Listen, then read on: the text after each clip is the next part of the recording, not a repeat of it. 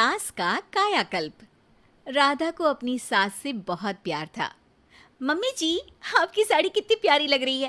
काश मैं भी आपके जैसी साड़ी पहन पाती।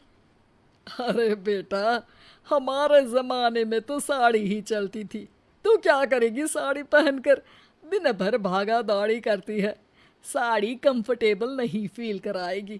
तू तो ऐसे ही जचती है बेटा। राधा सास को लेकर घूमने जाती, सैर करती और उनसे खूब बातें किया करती थी। एक दिन, अरे राधा और माँ, सुनो, अब हम लोगों को बम्बई चलना पड़ेगा। मेरी नई नौकरी वहीं लगी है। अरे वाह माँ, कितना मजा आएगा ना। अरे नहीं नहीं, मैं नहीं जाऊंगी। बड़ा शहर, बड़े लोग, मेरा दिल नहीं लगेगा। अरे माँ, मैं हूं ना आपके साथ। और सारा परिवार बड़े शहर में शिफ्ट हो जाता है। एक दिन, राधा, तू भी अब नौकरी में जाने लगी है। मैं तो बोर हो जाती हूँ। सोच रही हूँ आसपास की औरतों से दोस्ती कर लूँ। हाँ हाँ माँ, और क्या, यहाँ की औरतें तो किटी पार्टी और बहुत सी फन लविंग एक्टिविटी करती हैं। तो बेटा, दो चार फन लविंग से मुझे भी मिलवा देना। बहू सास के साथ बाहर निकलती है तो देखती है कि सास की उम्र की जो औरतें टहल रही हैं, उनका पहनावा ओढ़ावा सास से बिल्कुल अलग है। लेकिन फिर भी राधा एक औरत को रोकती है। Hello aunty, how are you? Oh great darling. Aunty, हम लोग यहाँ नए शिफ्ट हुए हैं। ये मेरी मम्मी है। क्या ये कल से आप लोगों को ज्वाइन कर सकती हैं?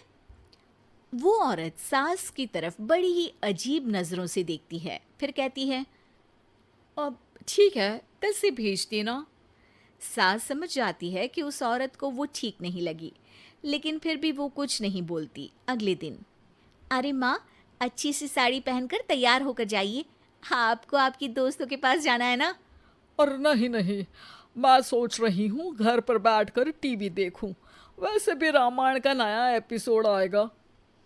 नहीं माँ, आप जाओ ना, लोगों से मिलो, बात करो, अच्छा लगेगा। ना चाहते हुए भी सास उन लोगों के पास जाती है, लेकिन सभी सास से बुरा व्यवहार करते हैं। सास मुंह लटकाकर घर आ जाती है। बहू समझ जाती है कि सास को कुछ हुआ है। वो रोज सास को पार्क में भेजती, लेकिन सास रोज मुंह लटकाकर वापस आ जाती। क्या हुआ माँ, आप बाहर जाकर खुश नहीं होती हैं?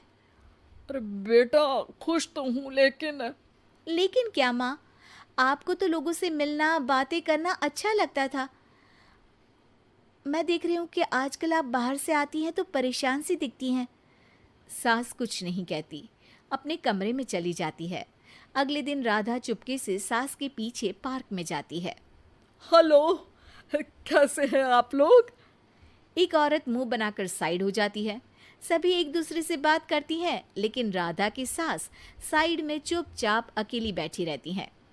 राधा घर आती है और सास के वापस आने का इंतजार करती है। सास मुंह लटकाकर घर आती है। अरे मम्मी जी, तब से इंतजार कर रही हूँ, जल्दी तैयार हो जाइए, मार्केट जाना है। राधा सास को लेकर बाजार जाती है और उन्हें कुछ मॉडर्न कपड़े दिलाती है। अगले दिन सास उन कपड़ों को पहनकर पार्क में जाती है। Oh my god, you are looking gorgeous. Beautiful top, कहाँ से लिया? हे, मेरे घर में कल किटी है, तुम जरूर आना। अजीब औरतें हो तुम लोग। मैं रोज आती थी, तब तो तुम लोग सीधे मुंह बात भी नहीं करती थी। आज इन कपड़ों को देखकर तुम मुझे घर बुला रही हो। लेकिन सुनो, अब मुझे तुम लोगों से कोई बात नहीं करनी और ना ही दोस्ती करनी है। अरे तुम तो बुरा मान गई। वैसे दोस्ती नहीं करनी थी तो ये कायाकल्प क्यों किया? ये मेरी बहू ने किया है। मैं यहाँ सिर्फ ये देखने के लिए आई थी कि तुमको मुझसे समस्या है या मेरे कपड़ों से। कपड़े तो बदले जा सकते हैं। अच्छा चलो, जो भी हो, अब हम लोग तुम्हें अपने साथ रखने को तैयार हैं। लेकिन अब मुझे तुम लोग नहीं पसंद। ये बोलकर राधा की सास वहां से चली जाती है। वाह माँ जी, आज तो आपका चेहरा खिला खिला सा लग रहा है। लगता है आपकी सहेलियों ने आपको अपना लिया। हाँ, वो तो अपनाना ही था। दिखावे वाली जो है वो, मेरे कपड़े बदलते ही उनका दिल बदल गया। लेकिन आज मैं उन्हें मना कर आई, अरे क्यों माँ जी? क्योंकि उन लोगों को मुझसे नहीं मेरे कपड़ों से दोस्ती करनी थी।